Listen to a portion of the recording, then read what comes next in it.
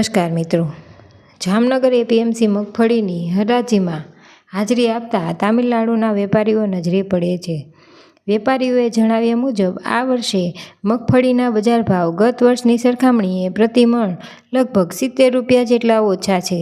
પરંતુ મગફળીની બે જાતો ગુજરાત જૂનાગઢ ગ્રાઉન્ડનટ 9 ટૂંકમાં GJG 9 અને કાદરી 6ના બજાર ભાવ ઊંચા છે. કારણ આ બે જાતની મગફળી, જેને ખેડૂતો સામાન્ય રીતે 9 નંબર અને 66 નંબર તરીકે ઓળખે છે, તેની તામિલનાડુના વેપારીઓ મોટા પાયે ખરીદી કરી રહ્યા છે અને ઊંચા બજાર ભાવ આપી રહ્યા છે. મગફળીનો પાક સામાન્ય રીતે 3 મહિનાથી 4 મહિનામાં તૈયાર થઈ જતો હોય છે.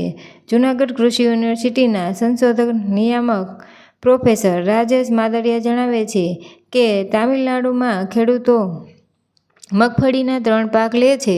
ખરીફ કે જેનું વાવેતર જૂનમાં થાય છે, લેટ મોડું ખરીફ કે જેનું વાવેતર સપ્ટેમ્બર-ઓક્ટોબરમાં થાય છે અને રવિ ઉનાળુ જેનું વાવેતર ડિસેમ્બર-જાન્યુઆરીમાં થાય છે.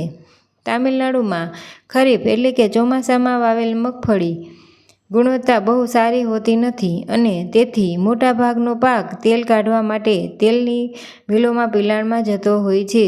આવી મગફળી બિયારણ માટે સારી ગણાતી નથી.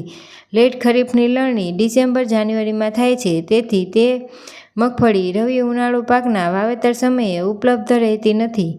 કારણે તામિલનાડુના ખેડૂતો રવિ ઉનાળુ મગફળીના વાવેતર માટે જોઈતા બિયારણ માટે ગુજરાત પર નિર્ભર રહે છે.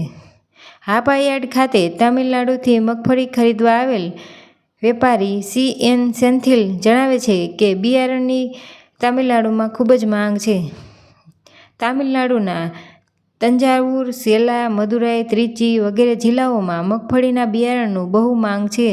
મહારાષ્ટ્રમાં મગફળી વવાય છે, પણ આ બે જાતની મગફળીનું વાવેતર ત્યાં થતું નથી.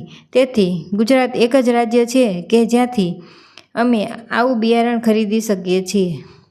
જો આપને સમાચાર પસંદ આવ્યા હોય તો ચેનલને લાઇક, શેર અને સબસ્ક્રાઈબ કરવાનું ના ભૂલશો. તો અત્યારે બસ આટલું જ. ફરી મળીશું નવા સમાચારો સાથે. તો ત્યાં સુધી રજા આપશો. નમસ્કાર.